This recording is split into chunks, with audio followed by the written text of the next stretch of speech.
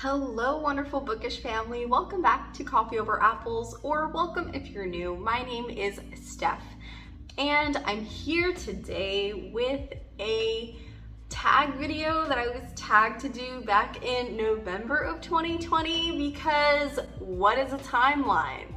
Sorry, Max. I really don't do tags very often. I do tags maybe about once a month, but I love being tagged in videos, so please, friends, if you're watching this, please feel free to tag me in a video. I am working on my backlist of tags and I'm trying to catch up with them. So this is the Moody reader book tag that was created by Slanted Spines. I will leave the link in the description below, and I was tagged to do this by my great buddy Max over at Max Reads, who I will also link below. This is the Moody book tag.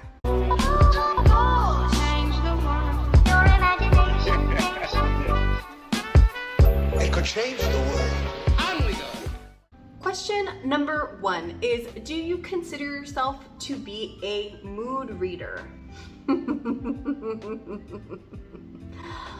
I want to say technically yes. So I've been doing my monthly TBR game, Bookish Blackjack, for about to be a year, even though I didn't get to do one in July, because joke's on me if I thought that I could handle a fixed TBR during grad school. I was so optimistic, wasn't I? I really enjoy finding new books. Playing my TBR game every month and going through these challenges has given me opportunity to pick up books that I would have never picked up on my own. But at the same time, I realize that doing that leaves me no space for mood reading. And sometimes the next book that's on the list, or just the books that are available in my TBR, I'm just not in the mood for. Maybe I want to spice it up. Maybe I want to read from a genre that I don't usually read from, or just maybe I'm not feeling it and it could potentially lead to a DNF at that point. So I'm trying to give myself more grace, and I'm thinking about opportunities as to how I can restructure my TBR game in order to provide myself with more mood reading opportunities. That being said, I guess the answer is actually no, because I usually stick to the TBR. Which goes directly into question number 2, which is, do you set TBRs, and if so, do you stick with them? Yes, usually I stick with them. There have been months in which I have deviated from the TBR, as in I have added books, or I've chosen a book and read it in between the TBR, but usually most of the books that you'll be seeing me mark as read online have come from that month's TBR video. Question number 3 is, do books affect you emotionally? Yeah, they do. This is what 5-star books are for. And this kind of, I feel like I can't explain this without explaining my rating system, which I do need to make an entire video for, and I was tagged to explain in another video by another booktuber friend. So I'll save most of that explanation for that other video. But generally, when I'm rating books, I reserve a half-star increase or decrease based on my emotional response to the content. So I try to be as objective as possible when reading books, and that fluctuates usually by a half-a-star, so I'll round up or round down, depending on my emotional experience. I have cried a couple times in some vlog videos, which I don't cry very often to books, but somehow has happened on multiple occasions with specific books that I was vlogging. No, that was not intentional. Books that affect me emotionally tend to be the ones that stick with me the longest. Those are the ones in which I have an extreme attachment to the characters, to the world. If you can make me feel like I never want to leave the world that these characters are in, that I could follow these specific characters for the entirety of their lives, that to me is a very strong emotional connection. Question number 4 says, when you're feeling sad, do you like to read sad, happy, or neutral books? That's an interesting question. I don't know, because when I'm sad, I don't really read. It's kind of like when I'm sad, I don't really make art. There's this common myth that sad artists make good art, or that artist who is sad equals productivity, and that's just not true at all. I need to be in a positive mindset in order to make my art. When I'm happy, I make the most art. When I'm happy, I read the most books. When I'm sad, I can't read. I just don't. I mean, I know that a lot of people use books as escapism, and I do that too. But when I'm sad, I can't focus. I can't really do anything. So, no. When I'm sad, I don't read sad books. When I'm sad, I don't purposefully read happy books. What is a neutral book? I guess I don't really think of books in context of sad or happy. I like dark books. I read lots of dystopian. I love horror, which tends to be not considered with happy, but I'm happy reading horror. Does that answer the question? I think so. I'm reading these questions off my laptop because they're a little bit wordy. Question number 5 is, most often do you use reading to escape, learn, or critically reflect? Okay, I do have a clear answer for this question.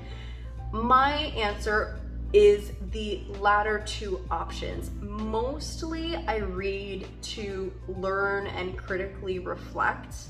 I feel like my top books are books that either helped me escape to a really fun place, but still have to do with topics that are relevant to what I care about, or nonfiction and books that help me understand a concept better. I love it when a book that I wasn't expecting to have a connection to something that is related to my research actually does. Even if it's fiction, it provides me an alternate avenue of reflection and understanding. That to me is golden. So I'm gonna go with mostly critically reflect and learn, because I still think that you have the ability to critically reflect and learn from fictional books. Though I'd be lying if I said that I didn't use books for escapism occasionally. Question number 6 is, what is a book that made you laugh out loud? My first thought about this goes to manga, because I find my favorite genre of manga is comedy. So chances are, if I'm reading a manga, I'm probably laughing out loud. Recently just read Moshly, which is a hilarious improvement to the Harry Potter series, in my opinion. It is like if One Punch Man was Harry Potter, and every time he was presented with a challenge, solved it by punching someone in the face. Like, that is just comedy gold to me. So my answer for this would probably all be manga. Question number 7 is, what is a book that made you cry? If you don't cry, one that moved you. You guys know that I cry, right? If you're new here and you haven't seen me cry in vlogs, I cry, okay? 2 books this year have made me cry. One of them is my current favorite book of the year, which is A Closed and Common Orbit. This is the 2nd book in the Wayfarer series by Becky Chambers.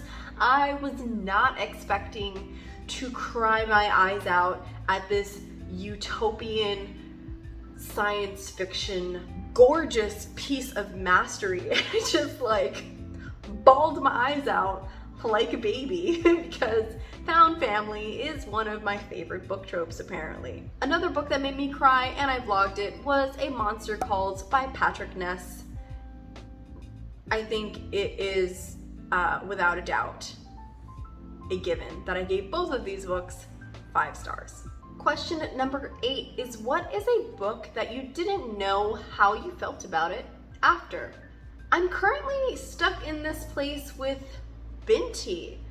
I read Binti this month as the pick for the Interstellar Book Club, which is the sci-fi book club that I co-host And our live show is in the next couple days. I'm very on the fence about it. I gave it a 4-star after my initial reading. I thought it was a great time. Not my favorite book of all time.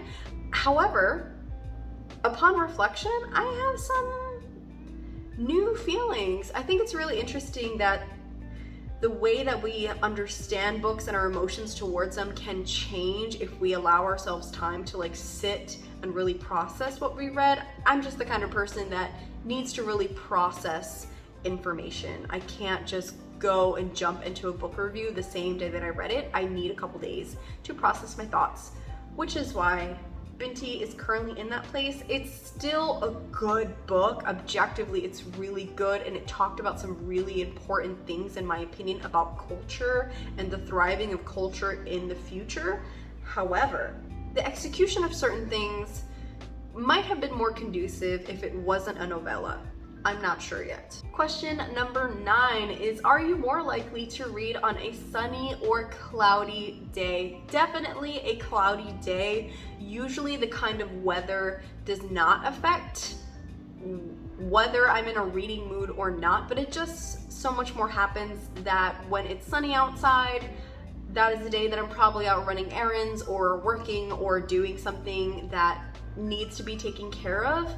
So when it's cloudy outside, plans get canceled, tends to be a stay-home kind of day. Therefore, I'm probably sitting on a couch by the window, under a blankie, with my cat, and a cozy book with a cup of hot cocoa or coffee. Question number 10 is, do you usually set the mood when you read? Music, lights, smells, etc.? Yes. Sound is very important to me. ASMR has been my saving grace, literally this past year, in working hours every day. It's really hard for me to work in quiet, even though it can be done. I prefer to work in a studio. I love being in the studio, and I can hear the hammers, I can hear the paint brushes, I can hear the slapping of paint onto palettes. Like, that is my mood. I am energized by the people that are around me. And the same thing kind of happens with work and reading. I love reading in the library, in cafes, or just on campus, like, or doing work in the presence of others who are also working. So setting sound and ASMR of like libraries, cafes, making me feel like I have that ambiance is very important to me. I do set the sound whenever I read. Smells, on occasion, I might like light a scented candle, which is really nice. Maybe some eucalyptus, maybe some honeysuckle, maybe some lavender, tea tree oil, lemongrass, something of that nature. Lights, preferably dimmer. I'm not a fan of super bright fluorescent lights. I usually keep my Kindle on night mode or dark mode, in which it's like black in the background with the white letters. In a perfect scenario, it would be a cloudy day.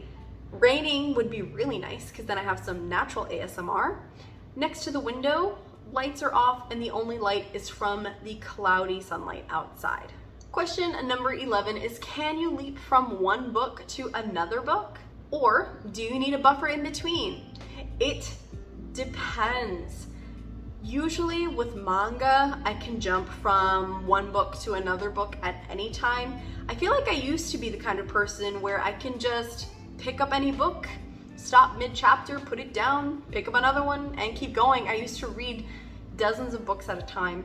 Although my Goodreads and Storygraph and things online say that I am reading many books right now, I'm really only reading one of those books because I've started them for various reasons, whether it be for school, research, a book club, something that I really want to enjoy. But after starting a bunch of them, I put them all down, I choose one and finish that one. Plus, I do need time to process books in between. I'm not the kind of person who can just finish reading a book and then 10 minutes later pick up another one and be in a totally different world, unless it's manga.